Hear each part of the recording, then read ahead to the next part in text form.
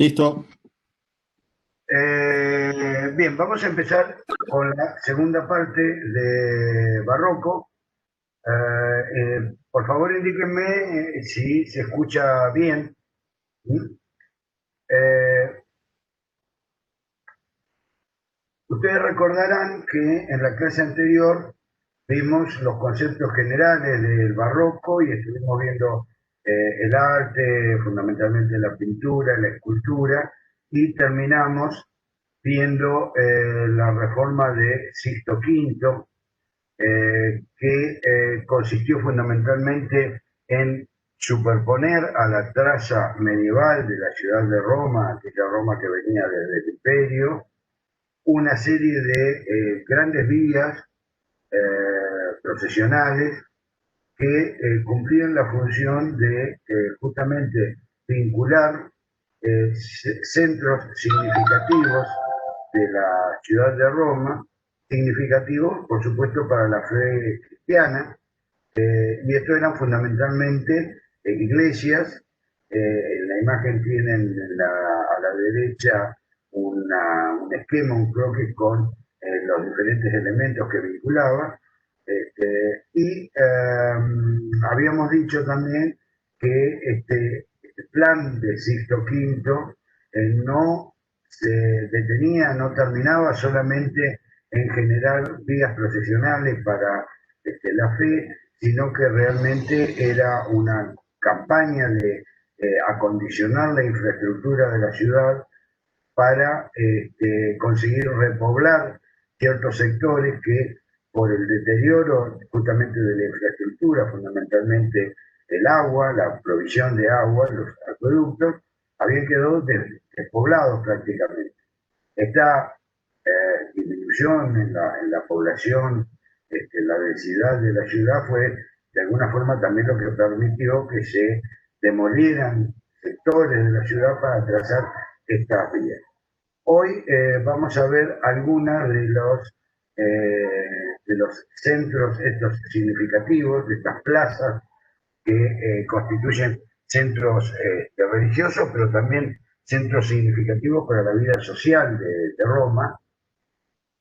Y luego vamos a ver edificios, muy poquitos en realidad, simplemente para que tengan una muestra de lo que es la arquitectura romana, y finalmente vamos a ver indumentaria y objetos de este periodo. Entonces, para no demorarnos más, vamos a arrancar con la primera de estas plazas, que es justamente la primera porque es por donde se entraba a la ciudad de Roma, la Puerta Flaminia, una antigua puerta del Imperio Romano, desde donde se arma, donde inicia este tridente de grandes avenidas que vincula a la derecha de la imagen. Ustedes ven una foto satelital, perdón, a la izquierda de la imagen ven una foto satelital. En esa foto, la vía de la derecha es la vía del Babuino, que vincula con Plaza España y con otros edificios, otras iglesias significativas. La vía central es la que lleva hasta el centro, digamos, histórico, cívico de la ciudad, donde está el Coliseo, donde estaba la colina palatina, los viejos foros imperiales, y la vía de la izquierda es la que comunica con el Trastevere, es decir, la margen izquierda del río Tíber, donde se ubica San Pedro y actualmente el Vaticano. Entonces, iniciaremos por digamos, el análisis de esta plaza, que como ustedes pueden ver en la actualidad es una plaza elíptica, que es una forma, como ya hemos visto, muy cara, muy utilizada por el periodo barroco, pero curiosamente esta configuración de la plaza es posterior, es de alrededor de 1850. Originalmente la plaza tenía una forma trapezoidal, como pueden ver en la imagen de la derecha, de la que surgían las tres avenidas. Y ven dos puntos verdes en la imagen satelital, Estos son dos iglesias que se construyen el profeso, son dos iglesias gemelas y hablan de este sentimiento, este criterio de generar edificios que funcionan como telón de fondo, como escenografía para los espacios urbanos.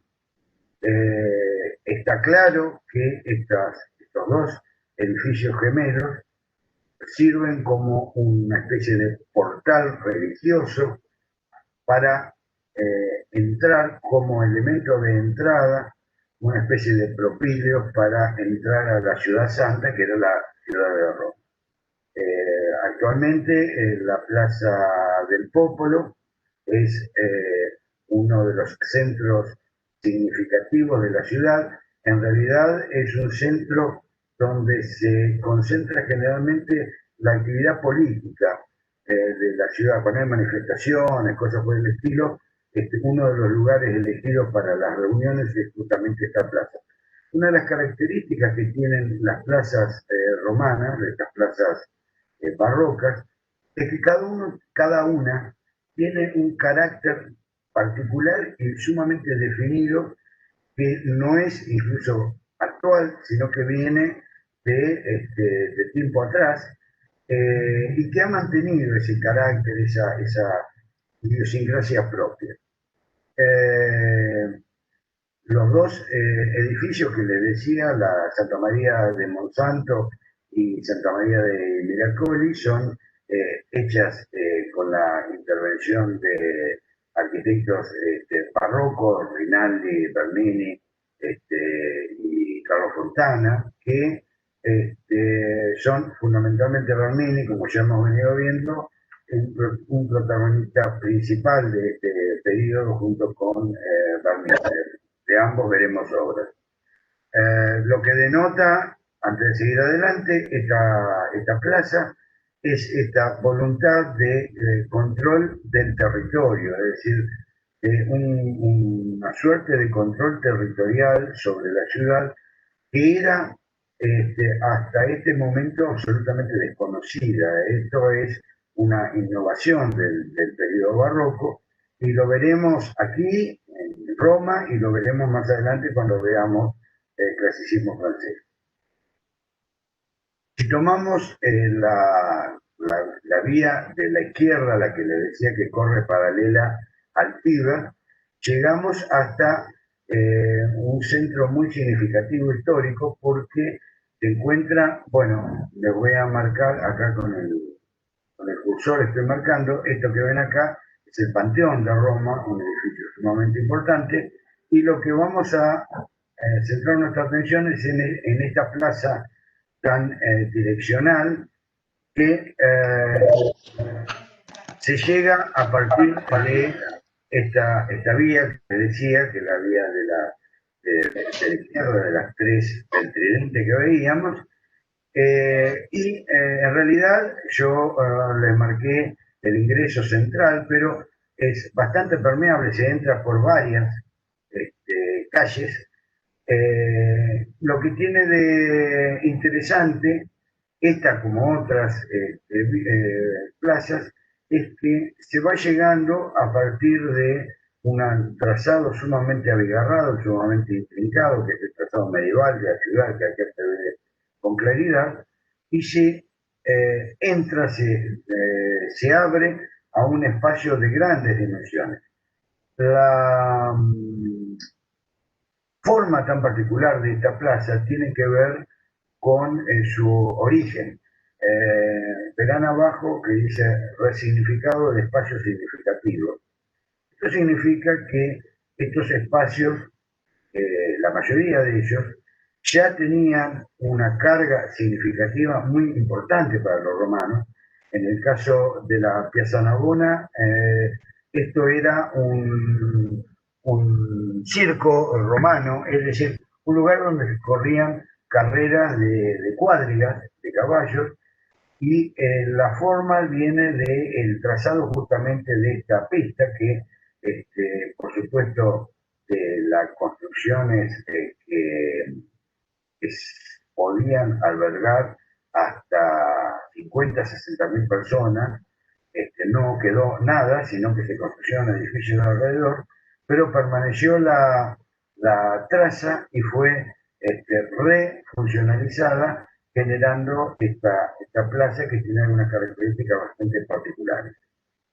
Aquí tienen una aproximación, verán que hay una construcción en el centro, que es una fuente, que ahora veremos en detalle, y dos fuentes menores en los extremos que marcan la direccionalidad, y en el sentido transversal y levemente desfasado de la plaza, de la fuente central, perdón, ven una cúpula que corresponde a una iglesia que veremos más adelante, que es Santa Agnés.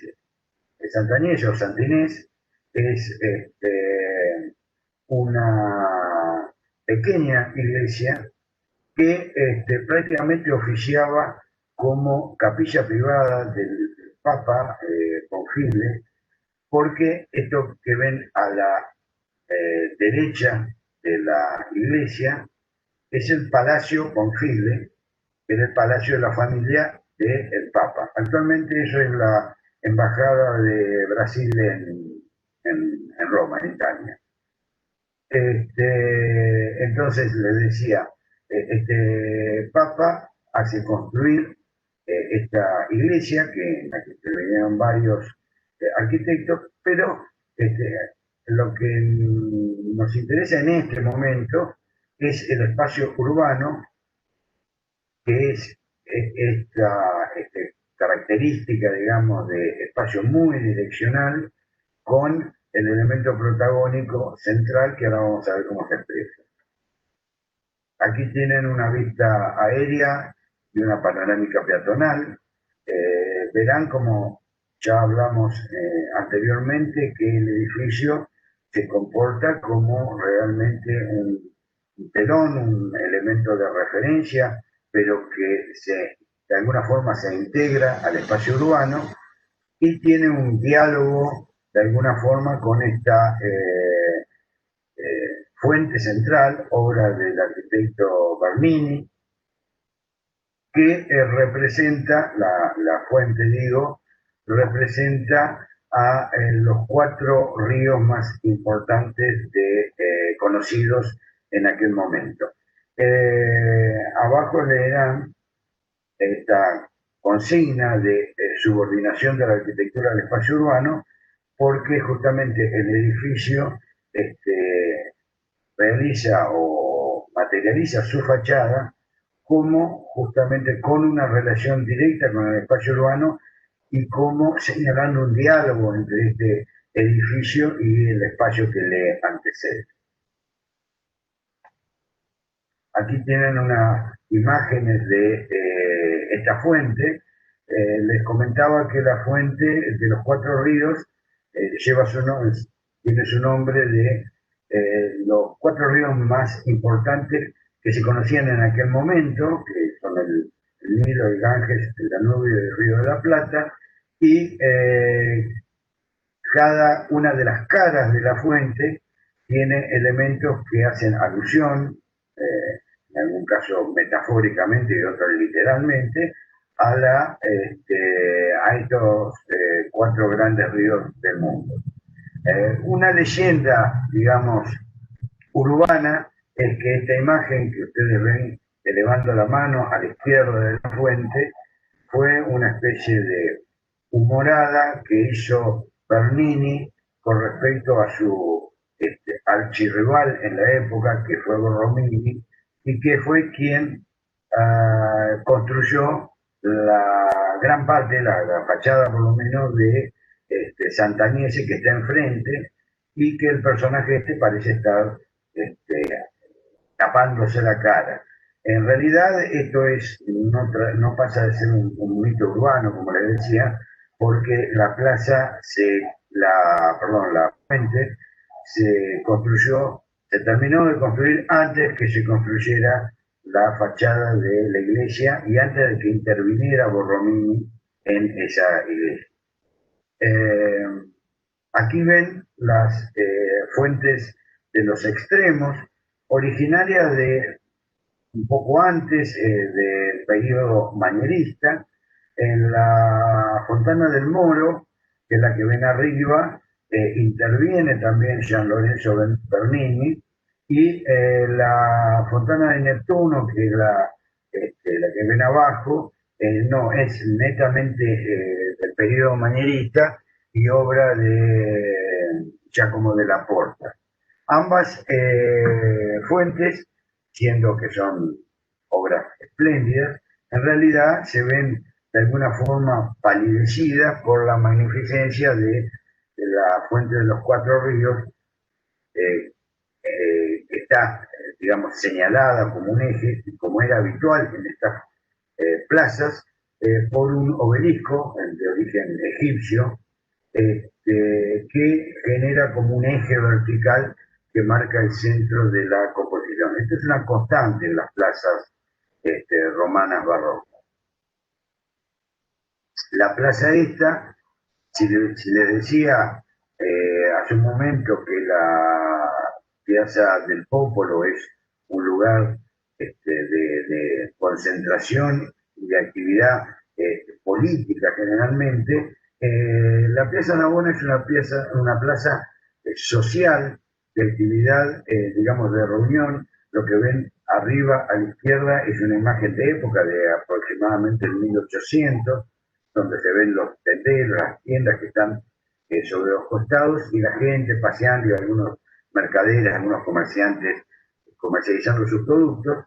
Y esta característica pervive hasta nuestros días con un acento muy particular, es uno de los lugares más convocantes junto con la Plaza España dentro de Roma, y donde recalan artistas callejeros, como pueden ver en la imagen de abajo a la izquierda, y por supuesto toda una gastronomía que ocupa todo el perímetro de la plaza. Es un lugar de reunión social fundamentalmente. Una de las plazas más interesantes que veremos es esta Plaza España. La Plaza España debe su nombre a que fue justamente donada por la corona de España. La embajada española está ahí, es uno de los edificios que está ahí al lado. Y para ubicarnos, yo les decía cuando veíamos el tridente que la vía de la derecha, que es la que vincula las iglesias, es la vía del Babuino, que es esta que ustedes pueden ver en la imagen, y había que vincularla con una iglesia que es la Trinidad del Monte, que es la que está en la parte superior. Hay una diferencia entre esta calle baja y la parte superior donde está la iglesia, de unos 30 metros aproximadamente, y esto había que salvarlo, obviamente, con una carrera, pero se decide construir esta tan especial escalinata que reúne las cualidades o las características tanto de escalinata para salvar el desnivel como de lugar de encuentro, de reunión, de paseo, que desemboca en la parte superior en una plazoleta también señalada, como ustedes ven en la imagen izquierda, con un obelisco que sirve como mojón, como referencia de la ubicación desde las vías, desde las calles menores que llegan hasta ese lugar, y desde una distancia bastante importante se percibe este obelisco y sirve como le decía, un mojón, una referencia. En la parte baja van a ver aquí en primer plano, en la imagen de la izquierda, una fuente que es la fuente de la barca, se llama, realizada por Gian Lorenzo Bernini nuevamente, y en realidad por el padre de Gian Lorenzo, que es Pietro Bernini, que era un escultor ya renombrado, y es el artífice principal de esta fuente, y Bernini hijo, Gian Lorenzo, que en esa época contaba no más de 20 años, o menos, 18, colabora en la construcción de esta fuente. Fuente que además hace alusión a la barca porque por debajo de esta vía corre uno de los acueductos que fue refuncionalizado por Sixto V. Verán también, ya que estamos en la planta, en la vía satelital, la vía Condotti, que desemboca transversalmente en la Plaza España, que es también de gran importancia. Ahora en la imagen siguiente veremos por qué.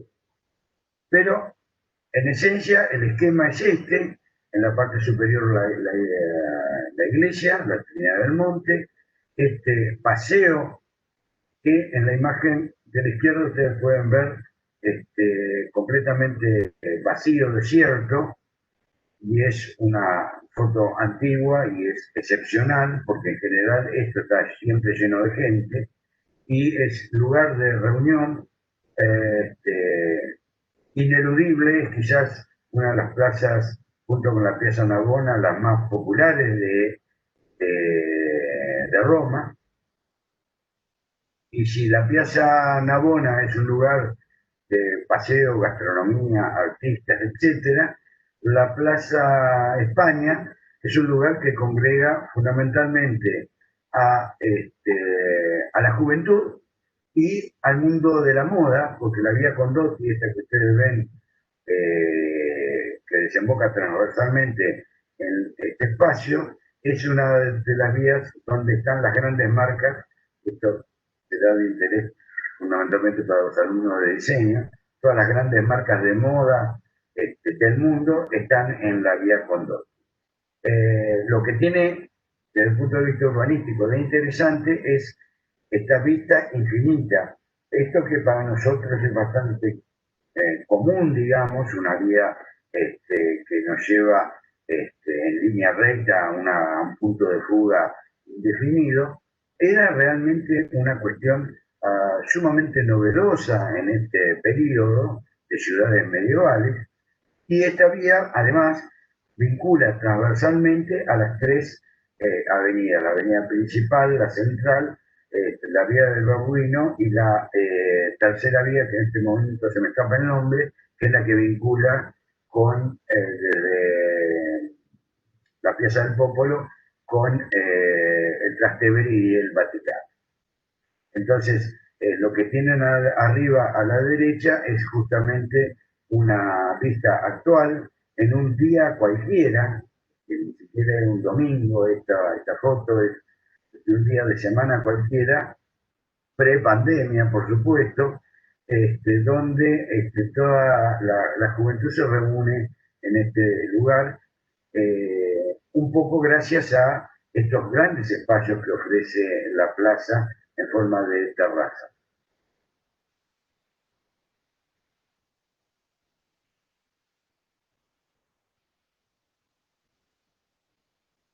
Esta es una vista de los comercios, estos que les comentaba en la vía Condotti. Esto es para,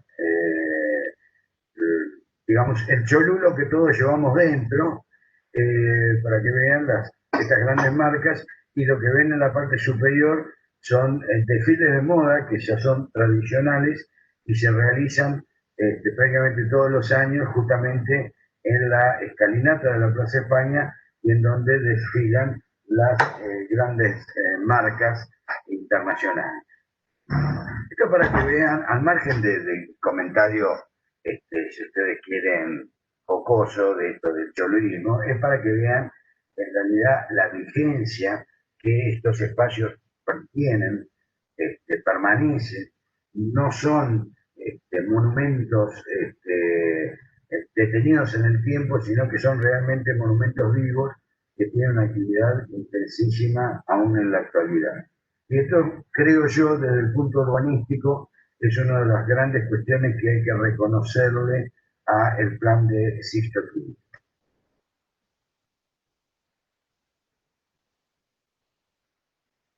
Bien, y nos pasamos para el otro lado, para la otra vía, y llegamos a el Trastevere y la zona de San Pedro en Roma. Eh, todos habrán escuchado,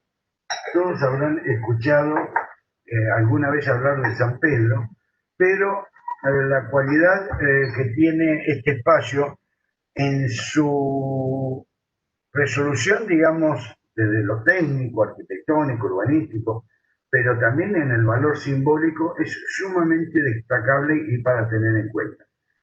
Antes de seguir adelante, les cuento que esto que ven a la derecha, este edificio que ven a la derecha, es el Castel Sant'Angelo, que era una construcción de origen romana, pero que después fue utilizada como castillo. Allí se refugió el Papa cuando fue el saqueo de Roma en 1527, si no recuerdo mal. Y bueno,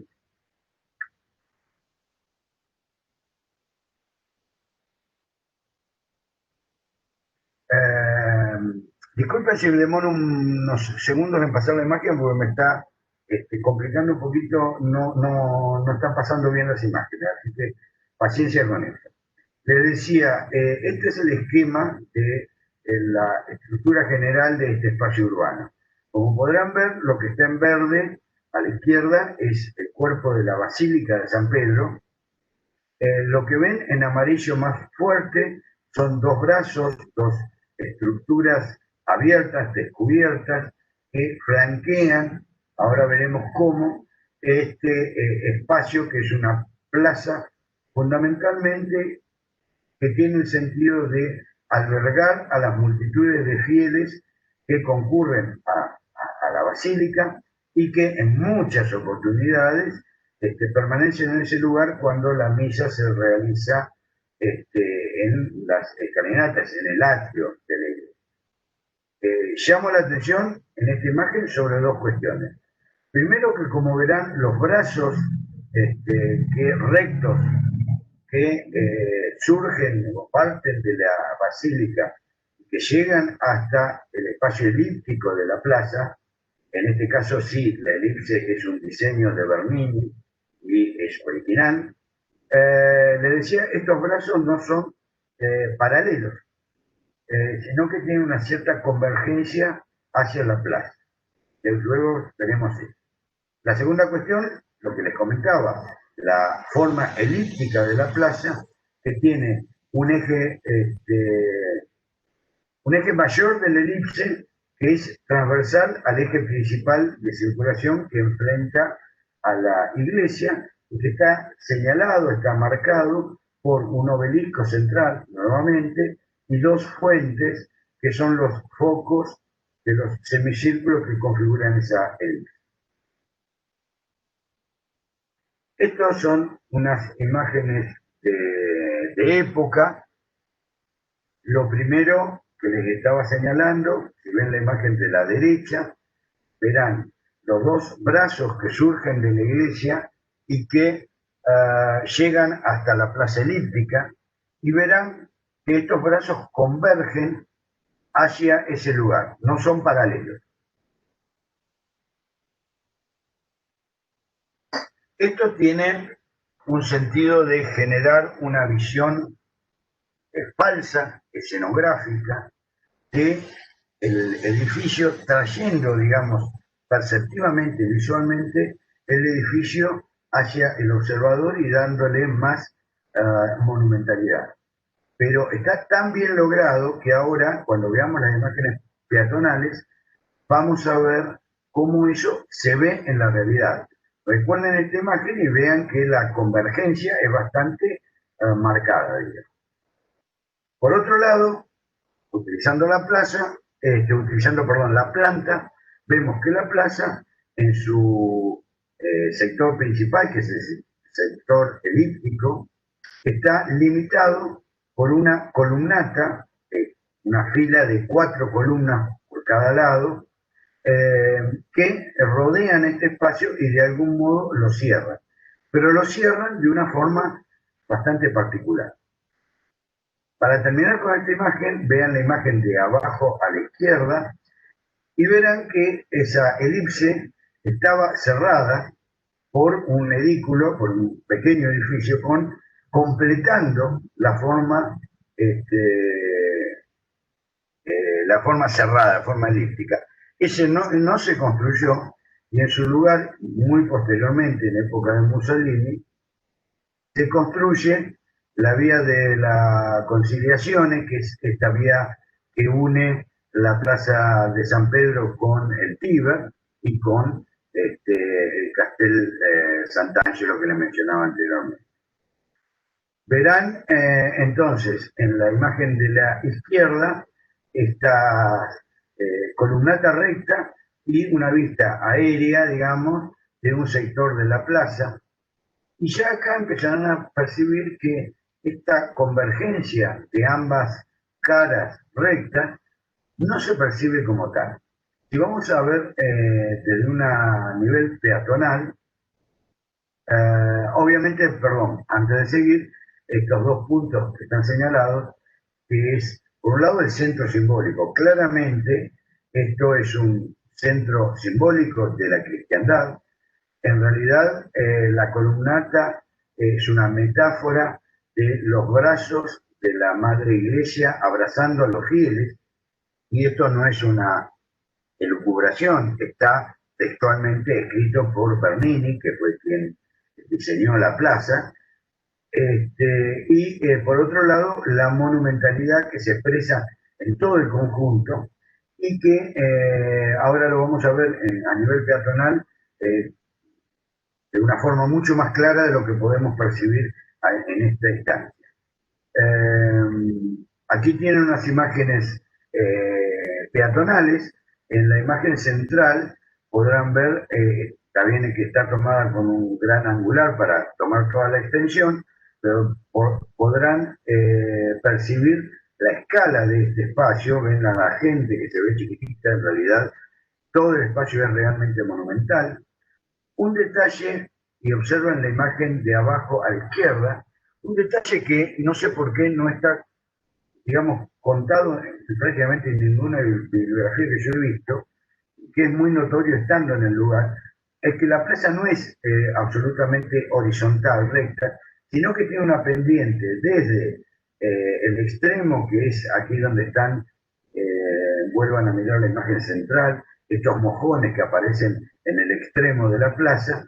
Ese es el punto más alto. La foto que está abajo a la izquierda está sacada desde ese punto.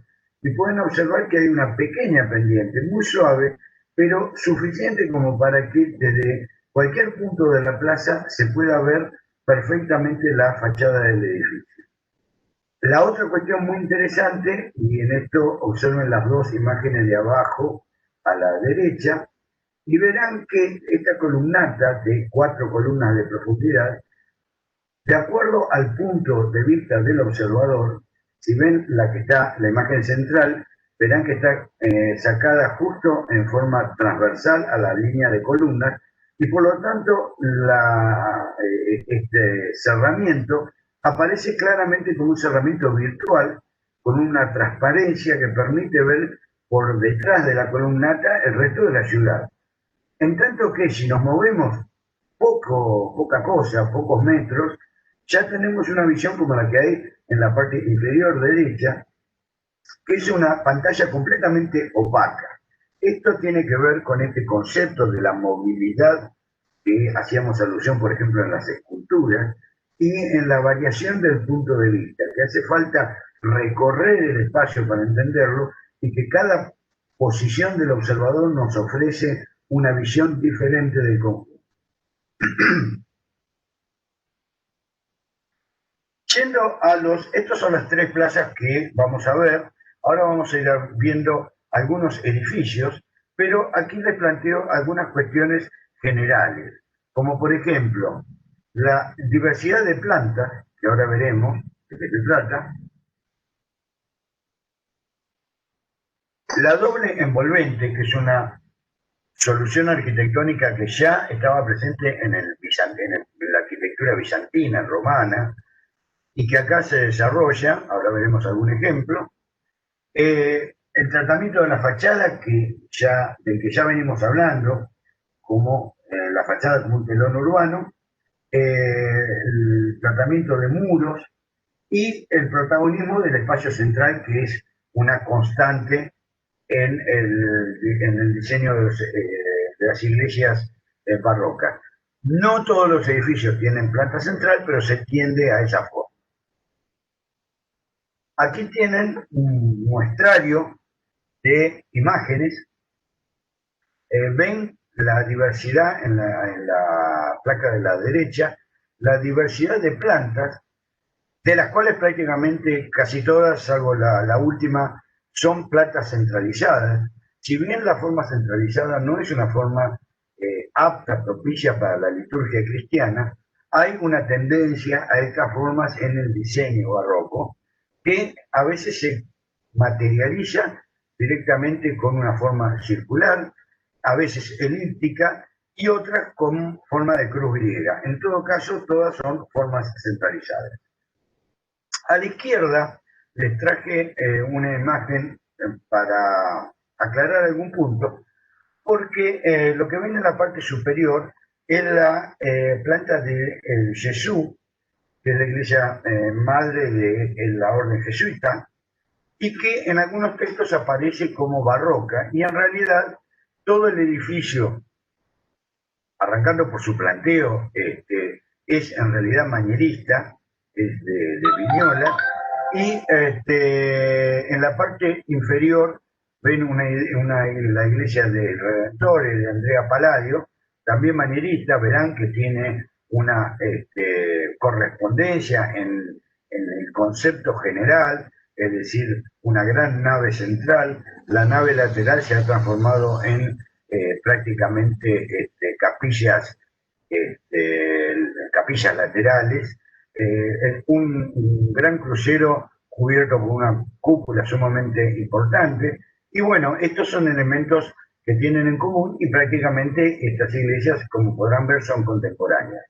La diferencia es que el Jesús de Viñola, la terminación y sobre todo el recubrimiento interior y las pinturas de la cubierta, esas sí son barrocas. Pero la planta general responde más a un concepto manierista que a un concepto barroco.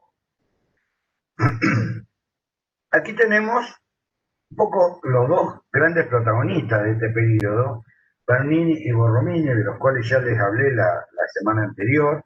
Dos personajes contrapuestos tanto en su temperamento, en su carácter, como en su arquitectura, los dos absolutamente brillantes, por otro lado, y con una rivalidad que nace cuando eran muy jóvenes y que se extiende por toda su vida, por lo menos la vida de Borromini, que fue más corta. Bernini le sobrevivió como 10 o 15 años. Y hablando justamente de Borromini, hoy veíamos en Piazza Navona el exterior de Santa Inés, que ven nuevamente aquí, y vamos a ver las características de esta iglesia, que parece realmente es monumental, parece una iglesia muy importante, y en realidad, importante quiero decir por su tamaño, y en realidad es bastante pequeña. Ustedes observen la planta que está arriba a la derecha, que es una planta en cruz griega con una gran cúpula central, esa cúpula que se percibe desde el frente, y la fachada que tiene la concavidad, esta que la hace, digamos, de alguna forma protagonista junto con el espacio urbano. En el proyecto original, anterior a la participación de Borromini, esta escalinata se extendía en forma semicircular, ocupando una parte importante de la plaza en sí misma, de la Plaza Navona. Esto fue rechazado, digamos, que interfería demasiado con el espacio urbano, y cuando Borromini se hace cargo, replantea la fachada, genera estas torres que flanquean la entrada, y la escalera esta más rectangular, que se ajusta un poco más a la línea de los frentes de los edificios. Sin embargo, el interior mantiene la forma general de planta de cruz griega. La cubierta de esto es Esta que ustedes ven arriba a la izquierda es una planta en realidad octogonal y pueden ver la foto del interior a la izquierda. Si nosotros habíamos visto, y aquí hay una vuelta del tuerca, una reinterpretación de parte de los barrocos, en este caso de Borromini, nosotros habíamos visto ya en Roma y en el Imperio Bizantino la solución de la cúpula sobre una planta cuadrada, generando un espacio baldaquino como aquel baldaquino que vimos en San Pedro. Acá se le da una vuelta de tuerca, les decía, al tema, y se apoya la cúpula sobre una base octogonal. Para eso se transforman los triángulos esféricos que hubieran servido para el traslado de la carga desde la cúpula hacia los pilares, a los 4 pilares que soportan en definitiva el peso. Le decía, transforman esos triángulos esféricos denominados pechinas en unas especies de figuras trapezoidales esféricas. Estas, que les voy a señalar con el puntero, estas figuras que tienen una forma semiesférica y 4 lados curvos que vinculan los arcos de medio punto que sirven de sostén y transporte de las cargas hacia los pilares de la planta circular, obviamente, de la cúpula. El interior, por lo demás, si bien tiene un policromado de mármoles, es relativamente clasicista en cuanto a la utilización de los elementos de la tradición clásica romana, es decir, las columnas corintias, los frisos, los arquitrabes. Si bien el muro va entrando y saliendo, va siguiendo la forma esa octogonal, generando un movimiento que no era obviamente común hasta esta época, mantiene muchos signos clásicos, y esto tiene que ver un poco con que este edificio en realidad no fue de factura original de Borromini, sino que fue iniciado por otros arquitectos antes y luego terminado, en realidad realizado en gran parte por Borromini. Digo realizado en gran parte porque, por ejemplo, este frontis que ustedes ven en la fachada, el frontis griego muy clásico, con las columnas corintias adosadas, toda esta parte en realidad fue obra de Bernini, posteriormente, cuando ya Borromini se retira de esta obra. Vamos a ver ahora sí la obra más característica de Borromini, que es San Carlos de las Cuatro Fuentes, que es una pequeña iglesia ubicada en esta esquina. Esto es la colina del Quirinal, es un lugar muy significativo, muy emblemático de Roma. Esto que ustedes ven aquí a la izquierda de la imagen, que se ve todo un techo continuo, en realidad es el Palacio del Quirinal, que es actualmente la casa de gobierno, digamos, del gobierno italiano. Y en este lugar tan significativo, una orden monástica española encarga a Borromini realizar en realidad no una iglesia, sino un convento. Si vemos, por suerte, una aproximación, aquí tenemos una aproximación de esta esquina, y esto que ven aquí, en una de las esquinas, esta cúpula, delata la iglesia de San Carlos de las Cuatro Fuentes. Lo de las Cuatro Fuentes viene porque, generando esta cuestión de espacio urbano como escenografía, como telón, etc., se dispone en las cuatro fuentes, en las cuatro esquinas, perdón, 4 fontanas, 4 fuentes, que en realidad eran anteriores, pero se estructura esta decoración con esculturas. Esta que ustedes ven aquí a la derecha, la estoy señalando, es la que corresponde a la que está en la esquina de San Carlos. Esto que ustedes ven aquí, o sea, la imagen de arriba a la izquierda, es la iglesia y el monasterio del convento de San Carlos de las Cuatro Fuentes, y abajo ven una imagen panorámica de las otras tres fuentes correspondientes a las otras tres esquinas. Entonces, este edificio nos ofrece varias cuestiones que tienen que ver con esta arquitectura barroca en lo referente a las iglesias. La primera cuestión es nuevamente volver sobre el tratamiento de la fachada como telón urbano, y en pocos lugares es más claro esta intención, además, como en la fachada de San Carlino. Ustedes pueden ver en la imagen de la izquierda, la imagen vertical, que claramente la fachada se expresa como un elemento juxtapuesto al edificio en su conjunto. La segunda cuestión es la doble envolvente, y la independencia entre interior y exterior. Observen la imagen pequeña del centro, donde se ve, además de la fachada, hacia la derecha de la imagen, lo que sería la fachada de la entrada al convento, y a la izquierda una fachada continua que es y no es la fachada de la iglesia. O sea, es porque es parte de la iglesia. Pero observen ustedes la planta que tienen a la derecha de la imagen. Fíjense que la iglesia tiene una forma sumamente ondulada, que luego veremos en detalle, pero una forma que para nada se condice con el paramento recto exterior, que es lo que se percibe desde la calle.